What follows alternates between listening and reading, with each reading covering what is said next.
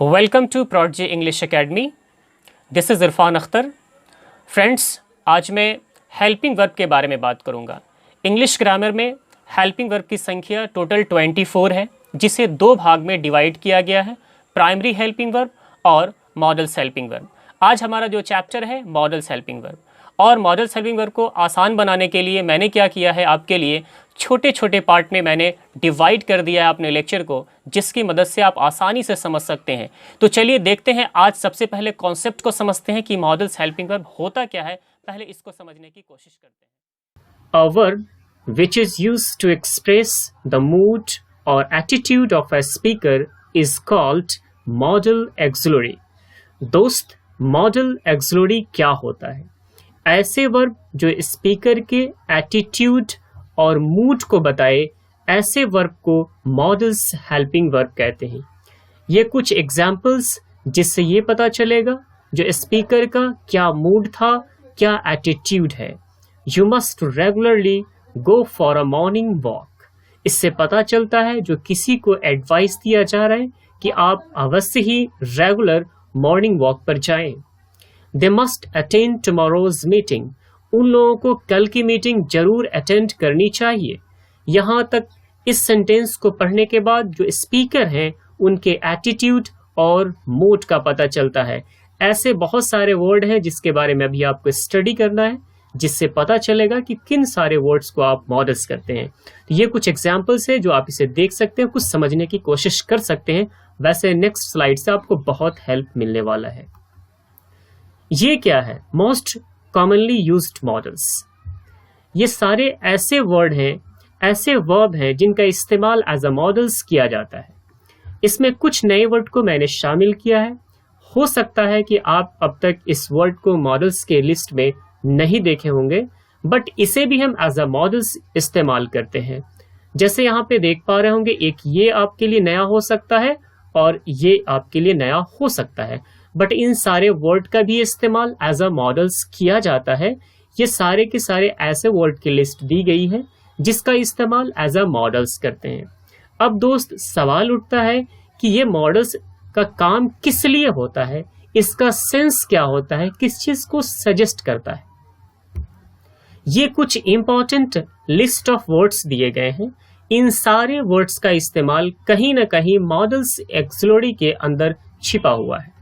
जो शैल, विल, इस तरह से जो आपके सामने अभी लिस्ट आपको नजर आ रही थी, उन सारे वर्ड की अपनी अपनी फीचर्स होती है।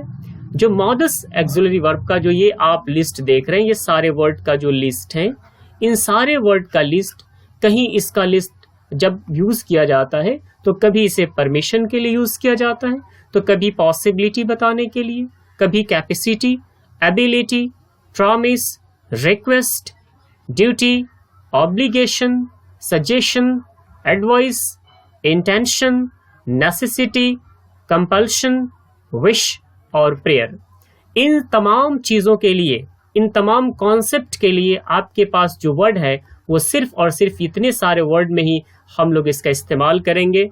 कैसे परमिशन की बात होगी, कैसे एडवाइस की बात होगी, यानी इतने सारे कॉन्सेप्ट की बात होगी। तो लाजमी है कि बहुत ही इंपॉर्टेंट ये चैप्टर है, इसे जानना बहुत जरूरी है।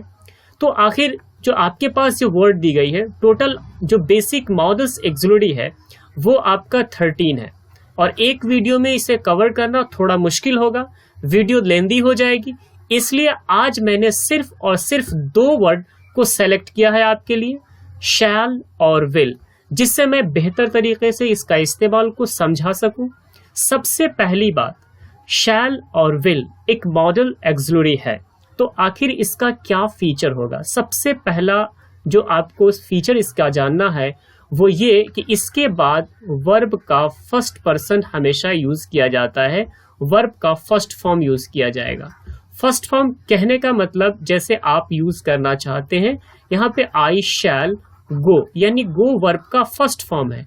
तो पहली बात ये निकल करके आती है यहाँ पर कि शैल और विल का इस्तेमाल जब होगा तो उसके बाद वर्ब का फर्स्ट पर्सन ही इस्तेमाल किया जाएगा, दूसरा नहीं। लेकिन क्या हर जगह ऐसा है? तो नहीं। अगर आप इस शैल और विल के बाद चाहते हैं कि वर्ब का थर्ड पर्सन यूज करना, तो इसके बाद आपको हैव वर्ब का इस्तेमाल करना पड़ेगा, तब जाकर के आप वर्ब का थर्ड फॉर्म इस्तेमाल कर सकते हैं।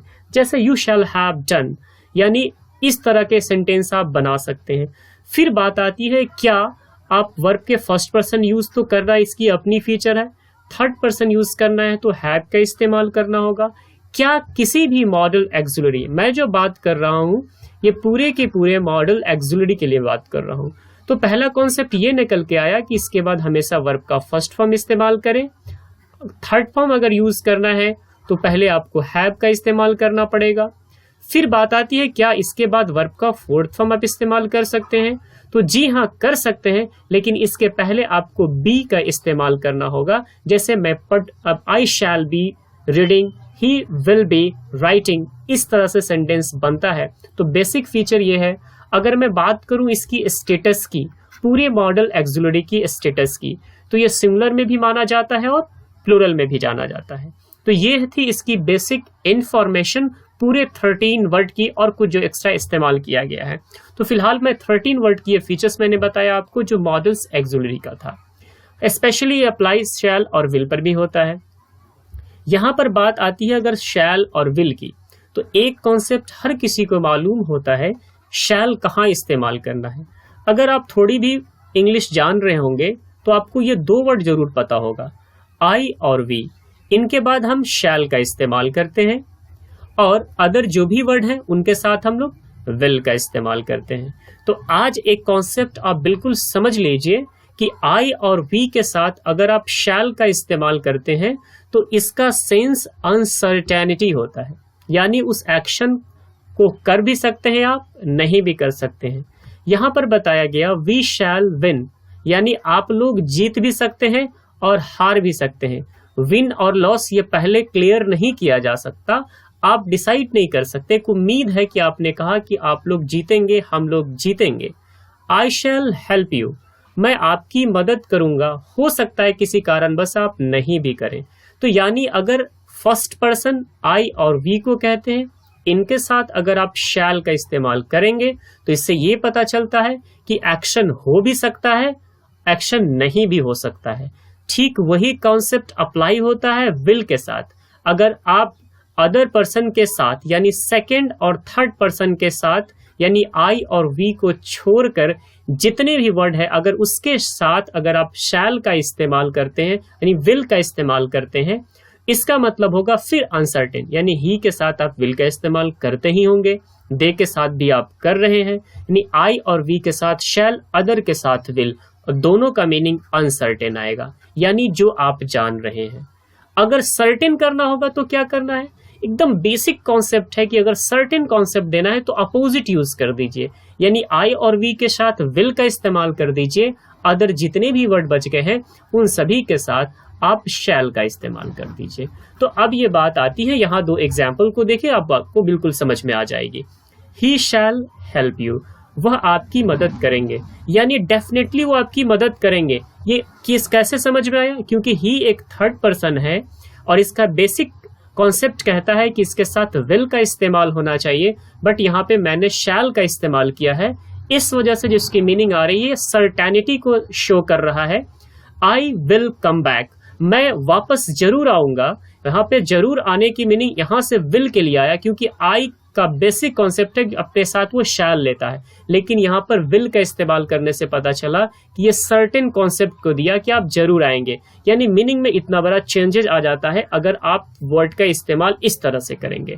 तो मैं उम्मीद करता हूँ कि ये बेसिक कॉन्सेप्ट आप समझ गए होंगे। कुछ एडवांस कॉन्सेप्ट भी आपको समझना है, चलिए उसे देखते हैं। मोस्ट इंपॉर्टेंट पॉइंट्स, देखिए शैल और विल का इस्तेमाल जो आप करते हैं, ऐसा नहीं कि उसका कॉन्सेप्ट हम लोग अनसर्टेन पे दे करेंगे तो कुछ और उसका सेंस नहीं आएगा। जैसा कि मैं आपको बात कर रहा था पॉसिबिलिटी, उसके बाद ड्यूटी, ऑब्लिगेशंस, उसी तरह से बहुत सारे कॉन्सेप्ट में शैल और विल का इस्तेमाल होता है। यहाँ पर सबसे इंपॉर्टेंट चीज दिखाना मकसद था यहाँ पे मेरा, ये देखिए कि शैल का इस्तेमाल अगर हम फर्स्ट पर्सन के साथ करें और वो भी इंट्रोगेटिव सेंटेंस में अगर हम लोग करते हैं तो इसका क्या मीनिंग आता है। Shall I open the door for you, shall I open the door for you, क्या मैं आपके लिए दरवाजा खोल दूं, ये सवाल नहीं पूछा गया है, उनकी मर्जी पूछा गया है, उनकी विश के बारे में जानकारी ली गई है। और दूसरी तरफ देखते हैं, शैल आई स्टार्ट टीचिंग, क्या मैं पढ़ाना शुरू कर दूं? अगर स्टूडेंट सामने है, उनसे पूछना है क्या मैं अब पढ़ाऊं, कोई ऑब्जेक्शन तो नहीं, तो वहां पे यस और नो नहीं पूछ रहे, वहां पर एक उनकी मर्जी के बारे में पूछ रहे हैं। तो शैल अगर फर्स्ट पर्सन से पहले इस्तेमाल किया जाता है तो किसी की विश, किसी के डिजायर के बारे में जाना जाता है, किसी के विलिंगनेस के बारे में पूछा जाता है। Shall with third person in interrogative sentence, अगर थर्ड पर्सन के साथ यूज कर दें और इंट्रोगेटिव सेंटेंस में, तो फिर यहाँ पे इसकी सेंस क्या होगी? जैसा कि एक एग्जाम्पल काफी है आपको समझने के लिए। शैल अमन वेट फॉर यू, यानी क्या आप चाहते हैं कि अमन आपके लिए इंतजार करे? ये क्वेश्चन है। Do you want him to wait for you, क्या आप चाहते हैं कि वो आपका इंतजार करे? Shall the student wait outside, क्या आप ये चाहते हैं कि स्टूडेंट बाहर इंतजार करे? यहां भी हम उनसे विश और डिजायर की बात कर रहे हैं, उनकी विलिंगनेस के बारे में बात कर रहे हैं। ऊपर जो कुछ एग्जाम्पल दिए गए हैं, हर एक एग्जाम्पल के बाद उसके सेंस को दिया गया है, जिसकी मदद से आप समझ सकते हैं। ये पहले एग्जाम्पल से जाहिर होता है कि यहाँ पर प्रॉमिस हो रही है, डिटर्मिनेशन की बात हो रही है। और इस सेंटेंस को देखें, you shall go to meet him tomorrow, you के साथ शैल का इस्तेमाल किया गया। क्या कहा जा रहा है? यू आर इंस्ट्रक्टेड, अगर instructed to go and meet him, आपको कहना है कि आपको इंस्ट्रक्शन दी जाती है कि आप उनसे जाकर मिले। इतना बड़े सेंटेंस ना कहकर आप सिर्फ शैल का इस्तेमाल कर दिए, तो ये सर्टेन सेंस निकल करके आया। यानी एक चीज अब कॉमन है, आसान करें स्टडी को और समझने की कोशिश करें कि आई और वी के साथ अगर शैल यूज करते हैं तो नॉर्मल मीनिंग आएगी, जनरल सेंस आएगी। लेकिन अदर पर्सन के साथ अगर आप शैल का इस्तेमाल करेंगे तो स्पेसिफिक मीनिंग लेकर के आएगा, जैसा कि आप सामने देख पा रहे हैं। ही के साथ शैल, यहाँ भी शैल, यू के साथ शैल, और कुछ डिफरेंट मीनिंग नीचे दिखाया गया। ठीक उसी तरह से विल के साथ भी है। देखिए, आई के साथ मैंने विल का इस्तेमाल किया, यहाँ जहां जहां शैल का इस्तेमाल था मैंने विल का कर दिया। और विल का इस्तेमाल करने की वजह से क्या हो गई, इसकी सेंस बदल गई। पहले सेंस से जाहिर होता है कि थ्रेट यानी धमकी दी जा रही है, वार्निंग चेतावनी की बात हो रही। आई विल सी यू, मैं तुझे देख लूंगा। I will pay you on Monday, मैंने जो भी बकाया आपका है, आप एक तरह से प्रॉमिस कर रहे हैं कि आप मंडे को मैं दे दूंगा। तो ये सेंस देख लीजिए, दे ही दूंगा, दे दूंगा मतलब नहीं है, क्योंकि यहाँ आई के साथ विल का इस्तेमाल हुआ, सर्टेन कॉन्सेप्ट आया। Will you close the door, क्या आप एक फॉर्मल रिक्वेस्ट करना चाहते हैं तो बेहतर है कि आप विल से रिक्वेस्ट करें, फॉर्मल रिक्वेस्ट। फॉर्मल का मतलब क्या होता है? स्कूल, कॉलेज, इंस्टीट्यूशंस, ये सारा हमारा फॉर्मल होता है, फॉर्मल प्लेसेस है। तो उन सब जगहों पे अगर किसी से रिक्वेस्ट करना है, कोई बड़े इंसान से बात करनी है, वहां पे will you close the door का इस्तेमाल करें। नेक्स्ट और अगली कॉन्सेप्ट जो आपको जानना बेहद जरूरी है वो है will in third person denotes a general habit. ये एक थोड़ा सा इंपॉर्टेंट है, इसे ख्याल रखें।